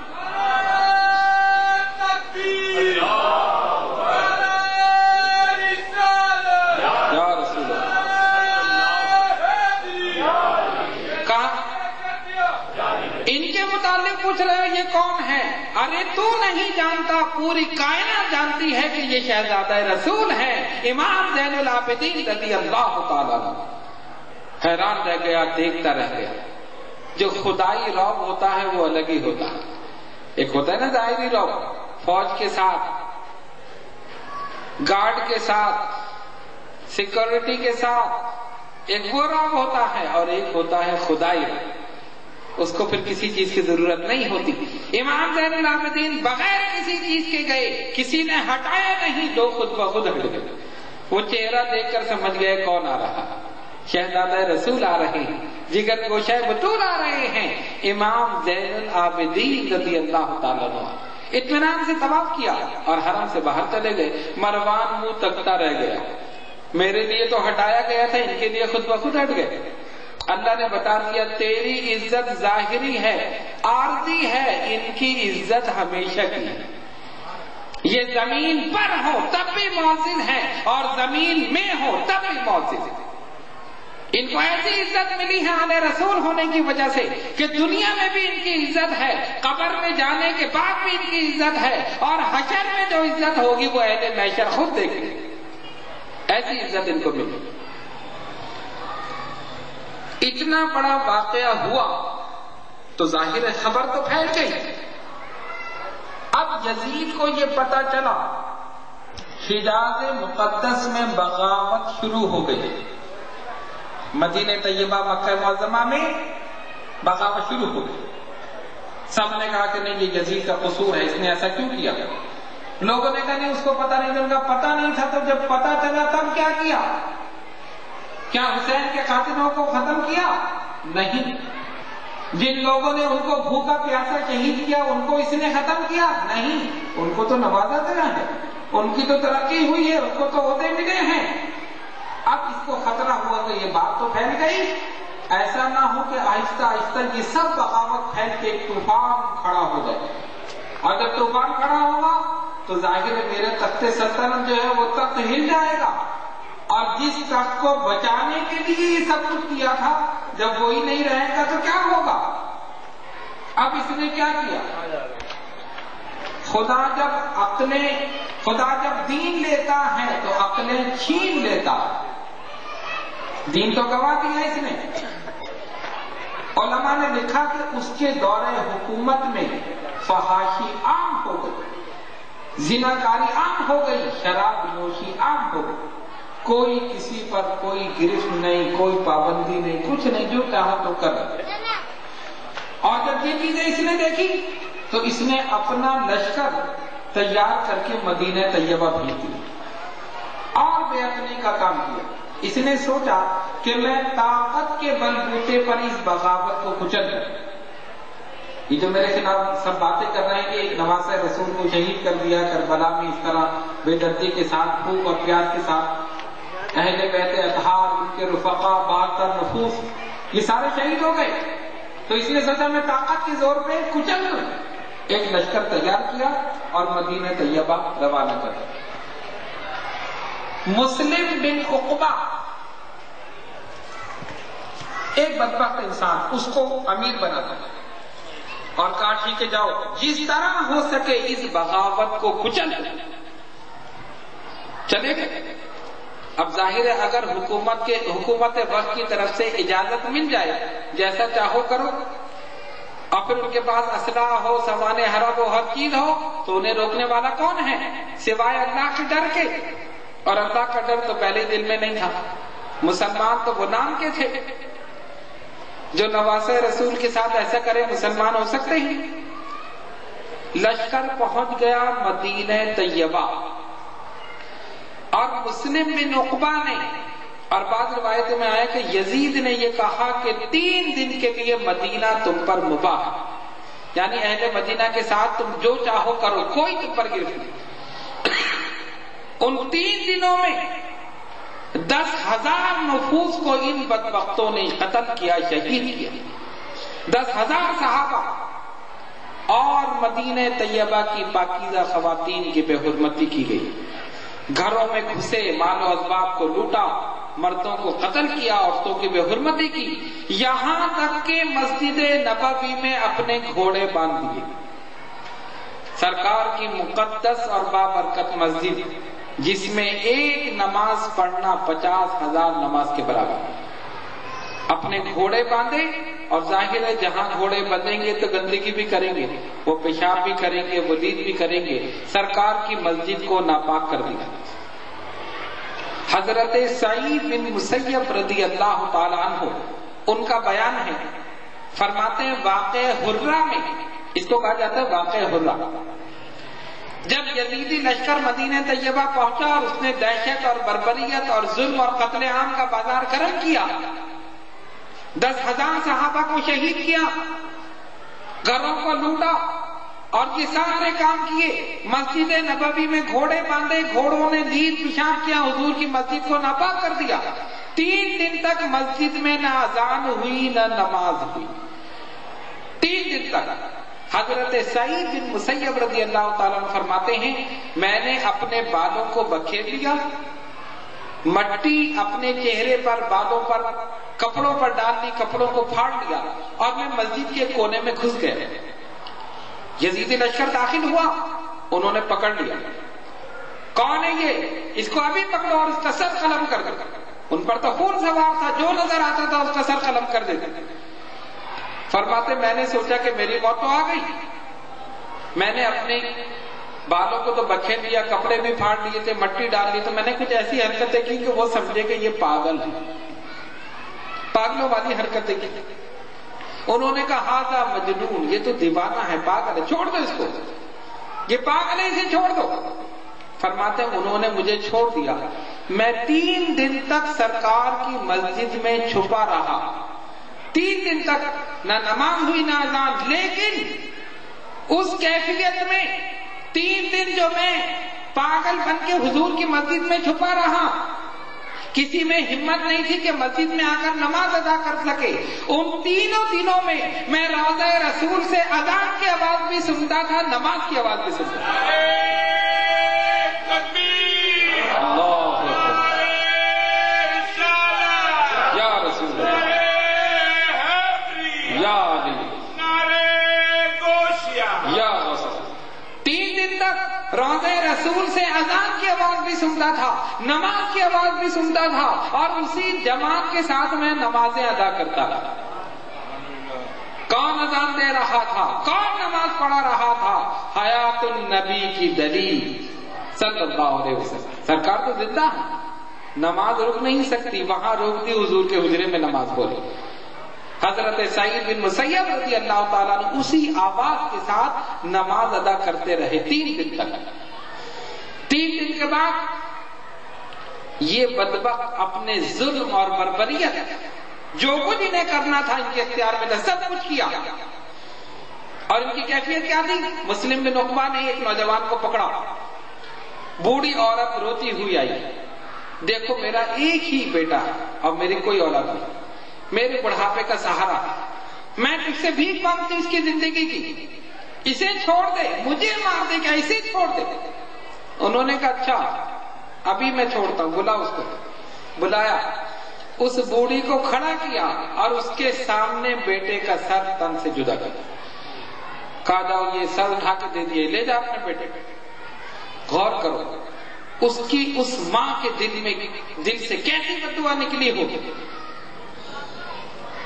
بے بس تھی، بے کس تھی، مظلوم تھی، اس نے اپنے ہاتھ اٹھائے اور کہا مولا میں قسم کھاتی ہوں کہ اس کو زندہ جلاؤں گی یا مردہ، تو مجھے اس پر اختیار دے کہ اس مسلم بن عقبہ کو میں زندہ یا مردہ میں جلاؤں گی۔ اس نے میرا دل دکھایا، میرا ایک ہی بیٹا اور میرے سامنے قتل کر دیا۔ اس نے سوچا کہ کہاں اس کو موقع ملے گا، لیکن یہ نہیں جانتا اللہ رب العالمین جل جلالہ و نوالہ انصاف فرماتا ہے، اور مظلوم کے دل سے نکلی ہوئی بددعا اس کو کوئی روک نہیں سکتا ہے، وہ سیدھی بارگاہ رب العزت میں پہنچتی۔ اس کی وہ دعا قبول ہو گئی، اس نے قسم کھا لی۔ 3 دن تک ان کو جو کچھ کرنا تھا، ظلم، ستم، دہشت، بربریت، قتل و غارت گری، لوٹ مار، سب کچھ کیا۔ اور اس کے بعد مدینہ طیبہ سے نکلے، تھوڑے ہی آگے بڑھے کہ مسلم بن عقبہ مر گئے۔ انہوں نے کہا آپ کہاں اس کو لے کے جائے؟ راستے میں دفن کر دو۔ وہی راستے میں دفن کر دیا۔ اس بوڑھی عورت کو پتہ چل گیا، اچھا مر گیا۔ انہوں نے کہا دفن بھی کر دیا؟ کہا نہیں، میں تو قبر سے نکالوں گی اور پھر جلاؤں گی۔ انہوں نے کہا اماں چھوڑ دے، گیا جہنم میں مر گیا، اب تو دفن کر دیا، ارے قبر میں عذاب ہو رہا ہوگا۔ نہیں میں نے قسم کھائی ہے۔ پکی عورت تھی، خیر وہ گئی، اس کی قبر کو تلاش کیا اور لوگوں سے کہا کھودو، ابھی قبر کھودو۔ جب قبر کھودی تو اللہ کی قدرت کا کرشمہ دیکھا کہ 2 سانپ کالے رنگ کے، سیاہ رنگ کے، جو کالا ناگ جسے کہا جاتا ہے، ایک اس کی گردن میں لپٹا ہوا ہے اور ایک اس کے پیروں میں لپٹا ہوا۔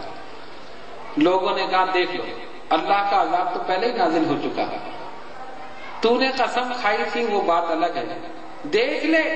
اور وہ سانپ اس شکل میں تھا کہ گردن پہ لپٹا ہوا تھا اور اپنے منہ سے اس کا منہ اور ناک پکڑا ہوا تھا، اور دوسرا پیروں میں لپٹا ہوا تھا۔ انہوں نے کہا دیکھو یہاں تک تو ہمارا اختیار تھا، ہم نے قبر کھول دی، لیکن دیکھو اللہ کا عذاب ہے، اب ان سانپوں کو کون ہٹائے؟ ایسا نہیں اٹھ کے ہمارے ہی مار دے، اچھل کے پھٹ مارنے میں کیا مسئلہ ہے، ہم تو ڈر گئے، ہم نہیں کرتے۔ اس نے کہا نہیں میں تو اس کو جلاؤں۔ اماں کیسے جلاؤ گی، یہ تو اللہ کا عذاب ہے یہ۔ اس نے کہا اچھا ٹھہر جاؤ، ابھی بند نہیں کرنا قبر، بند نہیں۔ اس نے 2 رکعت نفل ادا کیے اور پھر اللہ سے دعا کی مولا میری دعا قبول کر لے، میں نے یہ قسم کھائی تھی اس کو میں جلاؤں گی زندہ یا مردہ، مجھے اس پر اختیار دے دے کہ میں اس کی لاش نکال کر جلا دوں۔ اب دعا کر کے اس نے کہا اب چلو۔ لوگوں نے کہا پتہ نہیں کیا کریں گی، لکڑی لے کے جو سانپ اس کی گردن میں لپٹا ہوا تھا اس کے ماری ہلکے سے، وہ نکلا، اس نے اس کو چھوڑا اور نکل کے چلا گیا کہیں۔ پھر پیروں کی طرف آئی، لکڑی ماری، پھر اس سانپ نے جو لپٹا ہوا تھا اس نے اپنے آپ کو کھولا، وہ بھی کہیں چلا گیا۔ اس نے کہا اب نکالو۔ لوگوں نے کہا وہاں بھی بڑی پکی ہے یہ۔ پھر لاش کو نکالا اور اس نے اپنے سامنے اس کی لاش کو جلا دیا۔ جہنم میں تو بعد میں جلتی، دنیا میں ہی جلے۔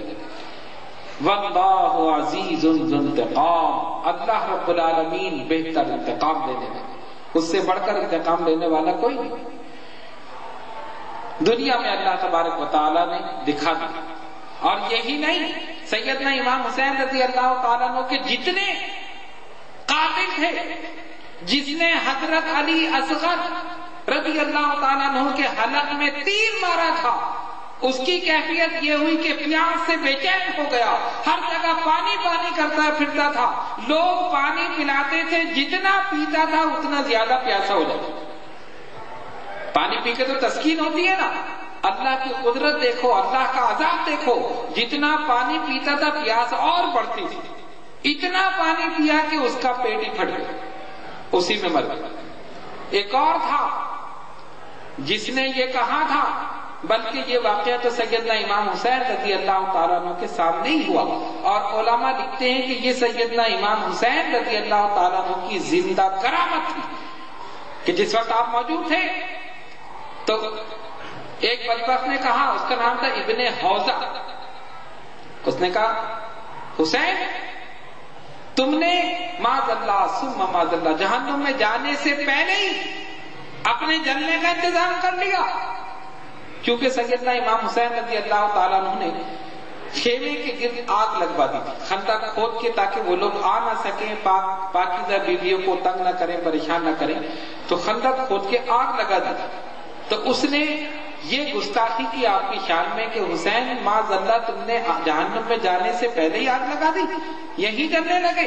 آپ نے اسی وقت کہا الہ العالمین اس کو آگ میں جلا دے۔ بات زبان سے نکلی، بارگاہ رب العزت میں قبول ہو گئی۔ جیسے یہ کہہ کے پلٹا، گھوڑے سے گرا اور اس کا پیر رکاب میں پھنس گیا، گھوڑے پہ بیٹھ کے رکاب میں پیر ڈالتے ہیں نا، اسی میں پھنس گیا، لٹک گیا، اور اسی کیفیت میں گھوڑا اسے لے کر دوڑتا رہا، جسم چھننی ہوتا رہا، اور اس کے بعد گھوڑے نے اس کو جا کے آگ میں ڈال دیا، اسی میں جل کر مر گیا۔ امام نے اپنی زندگی میں اپنی زندہ کرامت دکھا دی، دیکھو یہ میرا اختیار ہے، میں چاہوں تو سب کے ساتھ کر سکتا ہوں، مگر مرضی مولا ازہما اولا، جو رب کی رضا وہ ہماری رضا۔ ہم نے اپنے اختیار کو استعمال نہیں کیا اور دکھا بھی دیا استعمال کر کے، چاہیں تو سب کے ساتھ ہی کر سکتے، لیکن جو رب کی رضا وہ ہماری رضا۔ بہر صورت اب یہ یزیدی لشکر مدینہ طیبہ میں تباہی مچانے کے بعد اب ان کو پتہ چلا کہ مکہ معظمہ میں بغاوت ہو گئی، خبریں پہنچ گئی، جہاں جہاں مسلمان موجود تھے، اہل بیت اطہار کے جانثار موجود تھے۔ جب یہ خبریں پہنچی، اس بے دردی کے ساتھ، اس ظلم اور ستم کے ساتھ اہل بیت اطہار اور خصوصاً سیدنا امام حسین رضی اللہ تعالیٰ عنہ کے ساتھ یہ سلوک کیا گیا، بے دردی کے ساتھ شہید کیا گیا، سب خلاف ہو گئے۔ یزید نے حکم دیا مکہ معظمہ پر چڑھائی کر دو، طاقت کے ساتھ اس بغاوت کو کچل دیا جائے۔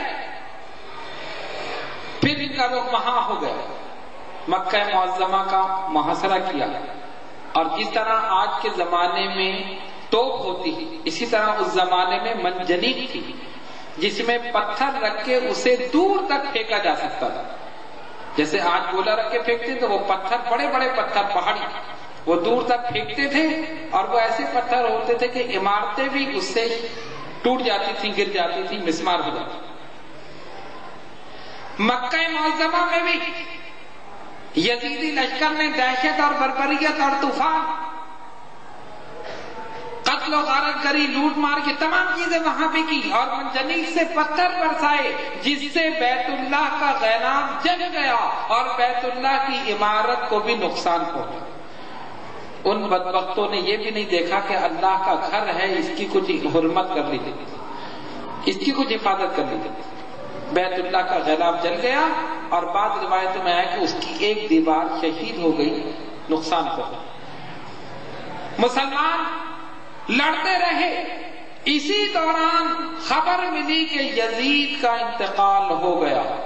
مسلمان خوش ہو گئے اور یزیدی لشکر سے کہا اب یہاں سے بھاگ جاؤ، تمہارا شیطان مر گیا، تمہارا شیطان مر گیا۔ اب جب ان کو خبر ملی ارے امیر المومنین یزید دنیا سے چلے گئے، ان کے حوصلے ٹوٹ گئے۔ اچھا اب تو معاملہ ہی ختم ہو گیا، پھر ان کے حوصلے ٹوٹ گئے اور پھر یہ یہاں سے بھاگے۔ اس طرح مسلمانوں کو نجات ملی، لیکن جس طرح بھی سیدنا امام حسین رضی اللہ تعالیٰ عنہ کی شہادت میں ان کے خلاف جو تلوار لے کر آیا، جس نے ایک تیر بھی چلایا، اللہ تبارک و تعالیٰ نے اس کو چھوڑا نہیں، اسی دنیا میں بدلہ دے دیا۔ ایک بوڑھا پھرتا تھا، کسی کو پتا نہیں تھا اس نے کیا کیا ہے، کہ مجھے جانتے میں کون ہوں، میں بھی ان میں تھا جنہوں نے حسین کا پانی بند کیا تھا، میں بھی ان میں تھا جنہوں نے ان کو مارا تھا۔ پکار پکار کے لوگوں سے کہہ رہا ہے، چراغ لے کر چلا، چراغ خود اپنے اوپر گرا دیا اور اسی سے کپڑوں میں آگ لگی اور جل کر مر گئے۔ جتنا پانی ڈالتے تھے وہ پانی تیل بن گیا اور آگ بھڑکتی تھی، اللہ نے دنیا ہی میں جلا دیا۔ ایک لفظ بھی جس نے امام کی شان میں نکالا، ایک تیر بھی امام کے خلاف چلایا یا ان کے کسی لشکری کے خلاف چلایا یا کوئی غلط لفظ ان کے خلاف کہا، اللہ رب العالمین نے دنیا میں سزا دے دی، اور ایسی سزا دی کہ سب نے دیکھا۔ کوئی ایک قاتل ایسا نہیں تھا کہ جو بچ گیا ہو، سب کو اس دنیا میں سزا مل گئی۔ اور اللہ تبارک و تعالیٰ نے بتا دیا کہ دیکھو، جو اہل حق کے ساتھ، حق پر چلنے والوں کے ساتھ اس طرح کرتے ہیں، ہم دنیا میں انہیں نیست اور نابود کر دیتے ہیں۔ جاء الحق وزهق الباطل ان الباطل کان زهوقا، حق آیا اور باطل مٹ گیا، بے شک باطل مٹنے ہی کے لیے۔ بظاہر یہ محسوس ہوتا ہے، اور انہوں نے بھی سوچا ہوگا کہ ہم نے امام حسین رضی اللہ تعالیٰ عنہ کو شہید کر دیا، 72 نفوذ جو ان کے ساتھ تھے ان کو شہید کر دیا، ہم نے ان کے نام و نشان کو مٹا دیا، لیکن حقیقت میں ان کا نام آج بھی زندہ ہے اور انشاءاللہ تا قیامت زندہ رہے گا۔ وہ تو جنتی نوجوانوں کے سردار ہیں، وہ تو وہاں بھی سردار ہیں، یہاں بھی سردار ہیں، وہاں پر تو ان کی شان اور زیادہ بلند ہے، اور ایسی بلند ہے کہ انشاءاللہ اہل محشر دیکھیں گے کہ امام علی مقام کا مقام تھا۔ اور وہ لوگ کہ جنہوں نے ان کی شان میں گستاخی کی، ان کے خلاف تیر چلائے، تلوار لے کر آئے، یا کسی طرح بھی ان کے خلاف تھے، ان کے نام بھی موجود ہیں، لیکن حقارت کے ساتھ، ذلت کے ساتھ اللہ تبارک و تعالیٰ نے ان کے نام و نشانوں کو مٹا دیا۔ اہل بیت اطہار کا نام آج بھی زندہ ہے اور انشاءاللہ تا قیامت زندہ رہے گا۔ اس واقعے سے ہمیں یہ سبق ملتا ہے کہ ہم اس دنیا میں باامن رہیں، مصیبت ہو، پریشانی ہو، اس پر اسوہ حسینی پر عمل کرتے ہوئے صبر کریں، اس لیے کہ صبر کا اجر ملتا ہے اور صبر کا بدلہ جنت ہے۔ جو اس دنیا میں صبر کرتا ہے، اللہ رب العالمین فرماتا ہے ان اللہ مع الصابرین، بے شک اللہ صبر کرنے والوں کے ساتھ۔ امام علی مقام کے روضہ انور پر اللہ رب العالمین بے شمار رحمت نازل فرمائے، اور ان کی نالین پاک سے لگے ہوئے ذروں کے صدقے میں ہم سب کے گناہوں کو معاف فرمائے۔ ہم جب یہ محافل منعقد کر رہے ہیں، خدا کی قسم اس یقین کے ساتھ کر رہے ہیں کہ یہاں پر یہ محفل ذکر حسین کی منعقد ہو رہی ہے اور حسین کی نگاہ کرم سب پر ہو رہی ہے۔ اللہ رب العالمین نے یہ تصرف انہیں عطا فرمایا ہے، یہ اختیار عطا فرمایا ہے، یہ روحانی قوت حسین کو عطا فرمائی ہے کہ جہاں جہاں ان کا ذکر مبارک ہو رہا ہے انشاءاللہ وہ باخبر ہے اور اپنے فیض سے سب کو مستفید بھی فرما رہا ہے۔